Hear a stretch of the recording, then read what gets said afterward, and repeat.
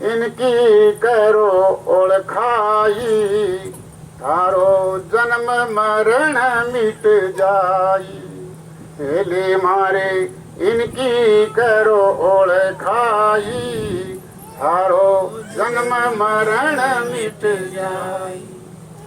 जब आप लोग इसकी जांच पड़ताल करोगे, खोज खबर करोगे, और आपको पता लग जाएगा कि ये जो शरीर बना करके भगवान ने तैयार किया, इस तैयार किए हुए शरीर के अंदर ये बोलने वाला कहाँ बैठा है। आप डॉक्टर के पास जाओ, आज शरीर के सारे अंगों को फड़वा दो, सारे के सारे अंगों को चिरवा दो, कोई दुनिया की ऐसी मशीन नहीं जो कि बोलने वाला उसकी फोटो उस मशीन में आ जाए, नहीं आएगी। आप अपने शरीर की आंखों से बोलने वाले को देखना चाहो, इसके अंदर नहीं देख सकते। उसको कैसे देखोगे? उसका तरीका अगर जानना चाहते हो तो गुरु महाराज के पास पहुंचना पड़ेगा, वो तरीका बताएंगे।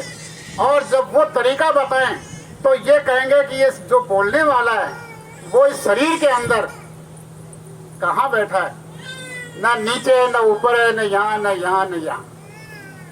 तो वो कहते हैं कि ये शरीर 12 मंजिल का बना हुआ है। आपको दिखाई देता है 12 मंजिल? आप लोगों को तो ऐसे कैसे खंभ की तरह से दिखाई देता है ये, लेकिन इस शरीर के अंदर 12 मंजिल है, 12 भवन है, 12 मंडल है, 12 विश्राम घर है, नीचे से लेकर के यहाँ पर। और 12 के 6 ऊपर है, 6 नीचे हैं, और बीच में इसको ये बिठा दिया। गुरु महाराज ने ये समझाया कि यहाँ बीचों बीच में ये बोलने वाला बैठा है। अब ये माताएं बहनें बिंदिया लगाती हैं, कहाँ लगाती हैं? क्यों? यहाँ क्यों नहीं लगा लेती? लगा लो, यहाँ लगा लो, हाथ के लगा लो, क्या दिक्कत है भाई? बिंदी तो लगानी है भाई। हमको ये पता लग जाए कि भाई सुहागिन ने बिंदी लगा दी, लेकिन यहाँ की क्या जरूरत है? यहाँ ऊपर लगा लो, नीचे लगा लो, नाक के लगा लो, ओठी के लगा लो, कान के लगा लो, कहीं लगा लो, बिंदी लगनी चाहिए। बिंदी इसलिए लगाई जाती है कि ये जीवात्मा यहाँ बैठी है, इसका निशान है ये। आप लोग तिलक करते हो भाई लोग, तो पहले अंगुली से लगा करके और यहाँ कहते हो कि यहाँ बताया, फिर आप लोग कहते हो कि तिलक को अगर नीचे लिया हो तो क्यों नहीं लाते हो नीचे? भाई नीचे भी लिया हो, नीचे लाओगे तो आपका रिश्तेदार नाराज हो जाएगा कि ये मुझे क्या बेरुखा वो बना दिया, ये तो गलत कर दिया तुम लोगों ने, मेरी बेइज्जती कर दी, वो कर दिया। लेकिन आप ऐसा करते हो कि ये जीवात्मा यहाँ बैठी है और जीवात्मा से लगा करके जो अंगूठा है और फिर इससे ऊपर की तरफ चलते हो, ऊपर ही तो करते हो तिलक।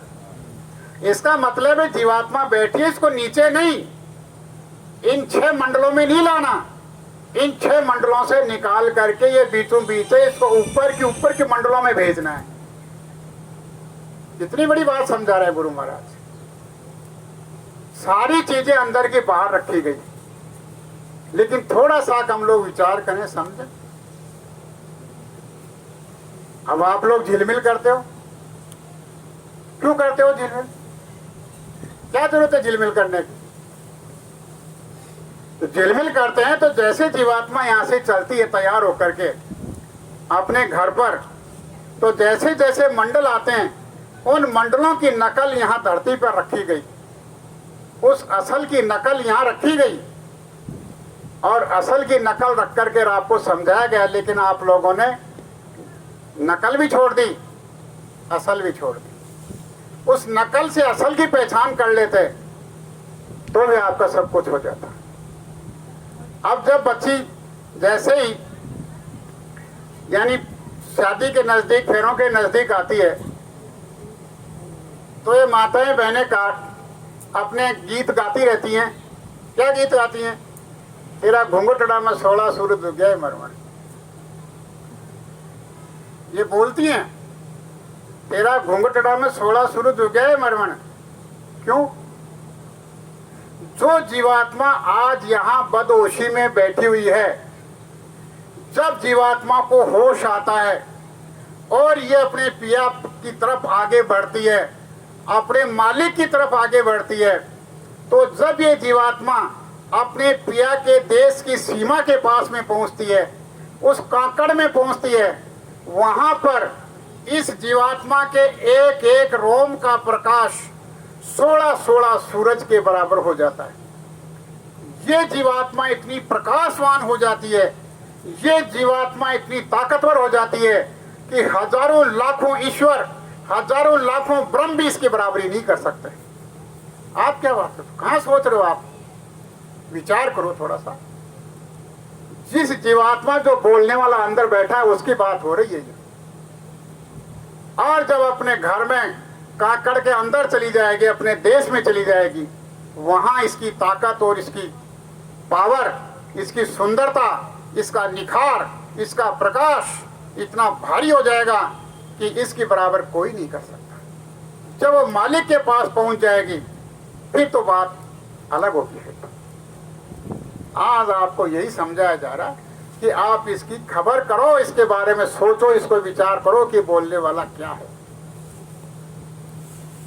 एली मारे इनकी करो ओले खाई, थारो जन्म मरण मिट जाई। एली मारे इनकी करो ओले खाई, थारो जन्म मरण मिट जाई। जब आप लोग ये विचार करोगे तो जब आपका जन्म भी खत्म, मरण भी खत्म, जब जन्म और मरण खत्म हो गया तो फिर यहाँ कैसे रहोगे आप? यहाँ नहीं रहोगे फिर आप। ये देश तो आपका खाली हो जाएगा, ना आप यहाँ आना चाहोगे, ना आप रहना चाहोगे। इस दुख के देश में कोई नहीं आना चाहेगा। जब आपका तीसरा नेत्र खुल जाएगा, आपकी जीवात्मा की आंख खुल जाएगी, जब आपकी जीवात्मा होश में आ जाएगी और देखेगी यहाँ की दुख, तकलीफ, पीड़ा, परेशानी, क्लेश को, तो फिर दोबारा इसमें कोई भी आने के लिए तैयार नहीं होगा। वो छोड़ करके और अपने घर में चली जाएगी और अपना समय पूरा होने के बाद में तो फिर वापस यहाँ कभी नहीं आएगी। तो ये काम हम लोगों को इस मनुष्य शरीर में बैठ करके करना है। चलो उस देश में ये हेली हुए काल की टाल, चलो उस देश में ये हेली हुए काल की टाल। गुरु महाराज कहते हैं कि जीवात्मा उस देश में चलो, वहाँ काल की दखल नहीं है, वहाँ जीना और मरना नहीं है, वहाँ रात और दिन नहीं है, वहाँ पर अंधेरा नहीं है, वहाँ पर कोई दुख और तकलीफ नहीं है, वहाँ सीव और नींव का झगड़ा नहीं है, वहाँ पर मकान का झगड़ा नहीं है, वहाँ रोजगार कमाने का झगड़ा नहीं है, और वहाँ पर तो कुछ भी नहीं है। अपने घर में बैठ करके परमानंद मालिक के पास बैठ करके आनंद लो और वहाँ का सुख भोगो। उस देश के रहने वाले जीवात्मा तो कहाँ आकर के यहाँ फंस गई। चलो उस देश के। निर्गुण तेरी सांकड़ी हेली चढ़ो न उतरो जाए, निर्गुण तेरी सांकड़ी हेली चढ़ो न उतरो जाए। निर्गुण का मतलब है ईश्वर। जो पहला स्थान यहाँ से बहुत ऊपर है। जब आप यहाँ से निकल करके चलोगे तो पहला नाका स्वर्ग का आएगा, फिर बैकुंठ का आएगा। वहाँ के सुख भोगो, वहाँ सुखी सुख है, वहाँ दुख का नाम नहीं है। वो सारे के सारे चेतन है। ये जड़ जो मृत्यु लोक है यही दुख का देश है, बाकी ऊपर दुख नहीं है, किसी भी प्रकार का दुख नहीं है। तो जब वहाँ से चलोगे ऊपर माया लोक आएगा, माया लोक के ऊपर ईश्वर का लोक आएगा। तो वो कह रहे हैं कि ईश्वर के लोक में जब जाओगे तो इतना बारीक झीना रास्ता है, इतना बारीक से बारीक है वो कि आपका चलना नहीं होगा। अगर वहाँ पहुँचना है तो ये जो तस्वीर में आप दर्शन कर रहे हो, इनके साथ चलोगे तो तुमको कोई रोकने वाला, कोई टोकने वाला नहीं मिलेगा। और इनके बगैर चाहोगे तो वो कह रहे निर्गुण तेरी साकड़ी हेली चढ़ो न उतरो जाए। इनके बिना जाने की कोशिश करोगे अन्य किसी साधन से माध्यम से, तो वो रास्ता इतना बारीक और झीणा है कि अगर चढ़ गए तो आपका उतरना मुश्किल हो जाएगा। शरीर में हो, शरीर का समय पूरा नहीं हुआ तो सब तक पूरा नहीं होगा, तब तक आपको शरीर में रहना पड़ेगा। लेकिन आपने किसी विद्या से, किसी क्रिया से आप लोगों ने चढ़ने का काम कर दिया और संभालने वाला आपके जीवात्मा को ऊपर नहीं है, और वो जीवात्मा वहां झीणे रास्ते में जा करके फंस गई, और फंस गई तो न ऊपर न नीचे, फंस गई हो फंस गई, फिर प्राण छूट जाए, शरीर किसी काम का नहीं रहेगा। और इसलिए कहते हैं कि गुरु के सहारे से चलोगे तो एक बड़े अफसर के साथ में जाओगे, कोई तुमको गेट पे रोकने वाला नहीं होगा। इसलिए सतगुरु के साथ में जाओगे तो सतगुरु वैकुंठ माया लोक के अंदर कोई आपका पल्ला पकड़ने वाला नहीं मिलेगा, और आप लोग अपने घर में चले जाओगे। चढ़ूं तो मेवा चाख लूं ये दी जन्म सफल हो जाए, चढ़ूं तो मेवा चाख लूं ये जन्म सफल हो जाए, तब जाकर के हमारे मनुष्य जीवन सफल होगा। सोचो आप विचार। तो इसलिए आप सब लोगों से आज ये प्रार्थना की जा रही है कि आप लोग थोड़ा सा विचार करो। ये जीवन का समय बीत गया वो तो बीत गया, बचे हुए समय की तो कदर करो। अगर इसकी कदर नहीं करोगे तो जैसे पहले का बीत गया वैसे ही बाद का भी बीत जाएगा, बाद का बीत जाएगा। तो इसलिए आप सब लोगों से कह रहे कि आप यहाँ पर खाने के मोहताज हो रहे हो, खाने के। अभी तो आपने क्या देखा? कुछ नहीं देखा अभी तो। अभी आपके द्वारा किए हुए कर्म आप पर बरस रहे नहीं है। अभी तो छोटी छोटी आपको सैंपल दिखा रहा है, वो नमूने दिखा रहा है कुदरत।